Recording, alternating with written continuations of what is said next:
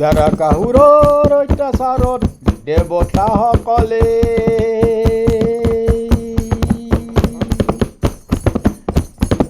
স্বৰ্গ ৰাজ্য ত্যাগ কৰি মৰ্ত্যত থাকিবলৈ ধৰিলে।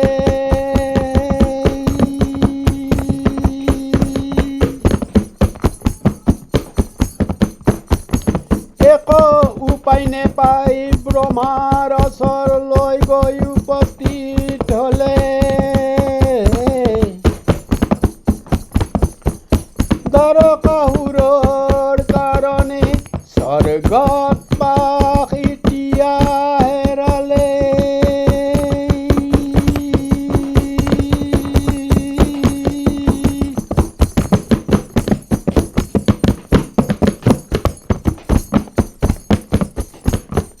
দেৱতাৰ মনত শান্তি নোহোৱা হৈছে এতিয়া।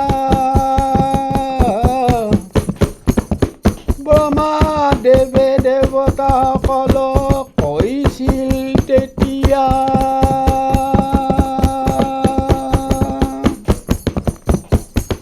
শিৱৰ পুত্ৰ ধাতুতে দাৰাকাসুৰৰ মৃত্যু হ'ব।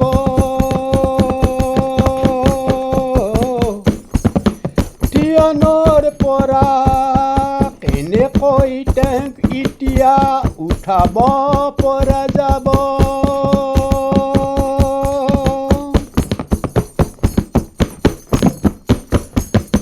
ব্ৰহ্মাৰ পুত্ৰ কামদেৱে আৰু ৰতিয়ে এইবাৰ ল'লে।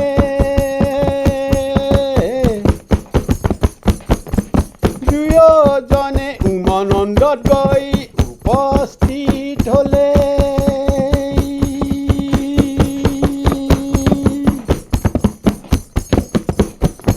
নৃত্য কৰি কৰি উঠাব নোৱাৰিলে।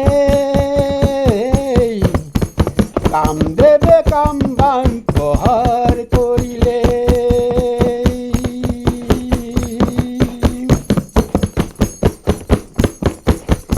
তেতিয়া শিৱই তৃতীয় নিদ্ৰা মেলি দিলে। তেতিয়া শিৱেই তৃতীয় নিদ্ৰা মেলি দিলে। তাতে কামদেৱে জ্বলি ভস্ম হ'লে।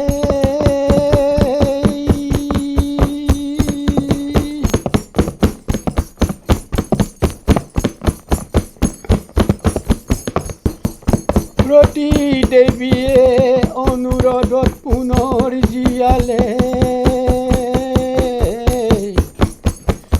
তেতিয়াৰ পৰা জিলাৰ নাম কামৰূপ হ'লে।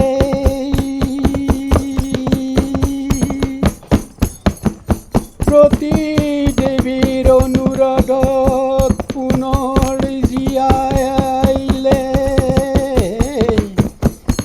তেতিয়াৰ পৰা জিলাৰ নাম কামৰূপ